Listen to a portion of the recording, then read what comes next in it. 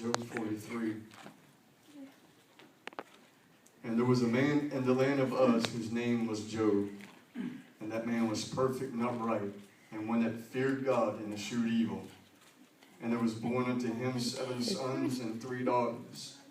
His substance also was 7,000 sheep and 3,000 camel and 500 oxen, yoke of oxen and 500 she donkeys, and a very great household, so that this man was the greatest of all the men of the east.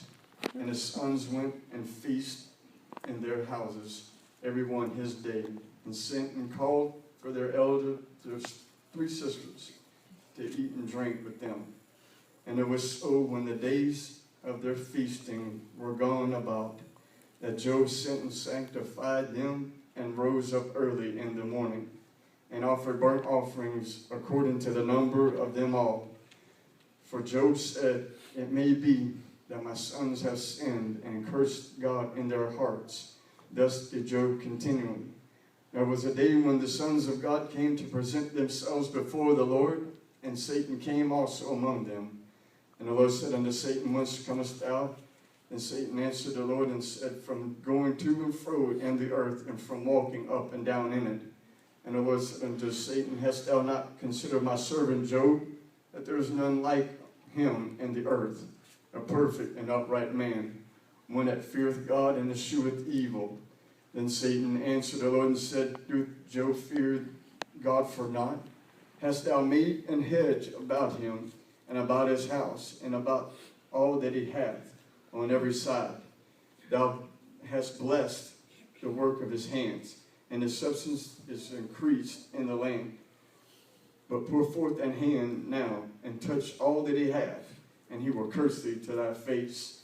And the Lord said unto Satan, behold, all that he hath is in thy power. Only upon himself put not forth thine hand. So Satan went forth from the presence of the Lord. Skipping over to 43 real quick. Just 3 verses. Verse 10. And the Lord turned the captivity of Job when he prayed for his friends. Also, the Lord gave Job twice as much as he had before. Then came there unto him all his brethren and all his sisters, and all that had been of his acquaintance before, and did eat bread with him in his house. And they bemoaned him and comforted him all over all the evil that the Lord had brought upon him. Every man also gave him a piece of money, and every one an earring of gold. And the Lord blessed the latter end of Job more than his beginning, for he had 4,000 oxen, sheep, and 6,000 camel, and 1,000 yoke of oxen, and 1,000 she donkeys. And he also had 7 sons and 3 daughters. Pastor, would you pray? Lord Jesus, thank you for this word. And Lord, for the Holy Spirit tonight, Father, we love you, we appreciate you. Let your will be done. In Jesus' name. You can be seated. I'm not going to be long. I'm going to try to stay under my 10 minutes. But if I could bring a thought out of all of this tonight, I believe Job was telling him, look at me now. After all that I've been through, after all the substance that I had, everything that I gained, that God blessed me with, amen, the enemy came in and took it all from me in just a split moment, in just a blink of an eye. Amen. But the thing that really catches me the most is the sheep and the oxen and all that he had. It didn't bother him whatsoever. He kept on talking. He kept on entertaining those that he was dining with. Amen. But the thing that really captured Job's heart the most is when he lost his children. Amen. And that really messed him up. He began to just moan and cry. He rented his clothes and he fell inside the dust. And he began to pray out to God because of what he lost and everything that happened.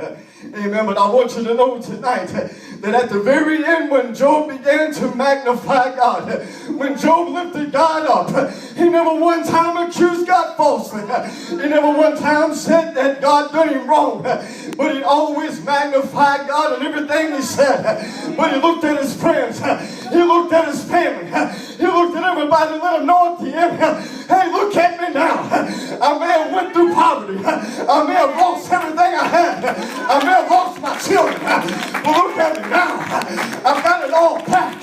I'm reminded about Peter when he was in the prison. He was supposed to die. Amen. But the angel of God, he broke in, busted open every door, and brought the men of God out. He went to the house of Rhoda, if I'm not mistaken, and began to knock on the door. The little girl came to the door. She heard Peter's voice. Oh my God. Ran back in. I believe Peter was beating on the door saying, hey, look at me now. I was supposed to die. I was cast in prison. Remember, I was supposed to die. Oh my God. Oh, but I'm thinking about Paul and Silas. I can imagine them two men after they done casting out the devil out of that woman. They done turned the city upside down. They're both sitting in the prison house. Oh my God, all in shackles and chains. I can imagine Silas telling Paul, well, Paul, we're going to die in the morning. What should we do? And Paul saying, well, if we're going to die, we're going to go out right. We're just going to praise and magnify the Lord. Amen. They began to worship. They began to sing songs. Amen. And all of a sudden, amen, there was an earthquake. The prison bars began to bust open. The prison doors open. Amen. I believe that Paul said when the chains fell off, hey, Silas, look at me now. I was supposed to die. Well, look at me now. Hey, Paul, you remember whenever you were shipwrecked and lost at sea? Yeah, but look at me now. I'm preaching the word still. I'm still standing for God now. Amen. I want you to be encouraged tonight. It doesn't matter what you've been through, what you're going through tonight. Amen. I think about Brother Chris. Amen. Of what he's went through, where he's been. But look at him now. Brother Chris can walk in the house of God. Amen. And say, hey, look at me now. I went through a lot of things. I've been through some battles. Amen. But I can say one thing. I'm still serving God. I'm still walking right. I'm still living right. Amen. Hallelujah. Amen. I once was an alcoholic, but look at me now. I once was mixed up in gangs, gang banging, but look at me now. Amen. I once was a dope addict in the crack houses. Hey, but look at me now. I got 5 beautiful children that are living for God. I've got an awesome man of God, an awesome lady of God, a powerful church. Look at me now. I could have gave up so many times. I've been through so many battles. Hey, but look at me now, God. I held on to you, and you held on my hand. You walked me through my storms. You walked me through my valleys. So thankful, God, you never delivered me, God, but you brought me through. Amen. So I got the experience to help somebody else that's been through some things or that's facing things. I can help them. Brother Chris, you can help some people because of what you've been through. Look at you now. You can let them know I'm still a one God talking apostolic Holy Ghost filled child of the living King. Amen. Look at Ashley, what she's been through. Amen. She went astray. She was in a wilderness experience. But look at her now. She's dancing on the things that once trampled her under her feet.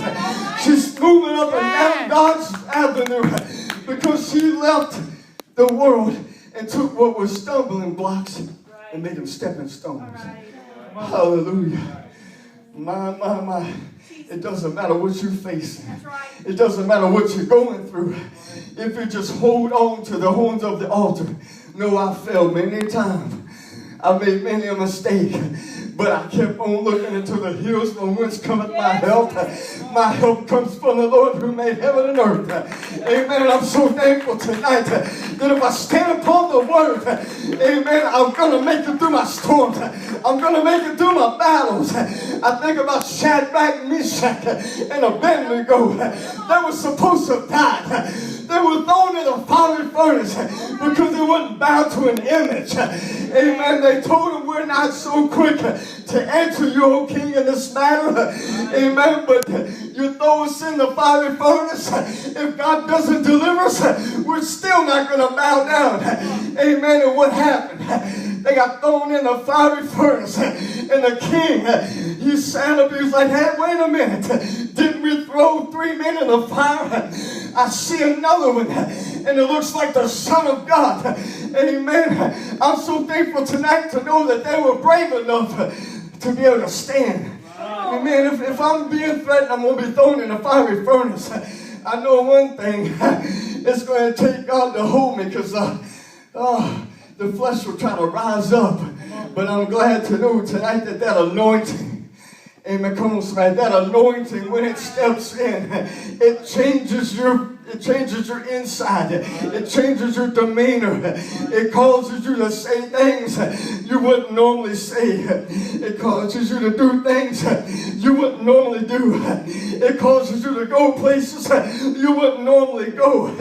Amen. Because the anointing is wanting to reach somebody. The anointing is wanting to make a difference in somebody's life. I'm come tonight to deliver a word to you. Amen. And give you some hope and give you some encouragement that no matter what you're facing tonight, no matter what the valley is, no matter if you're at your wit's end tonight, amen, there is a God that knows your name. There's a God that stands and is waiting for you to just reach out and to let him hold your hand, let him lead you and guide you and save you. Amen. Hallelujah. But I love you tonight. God bless.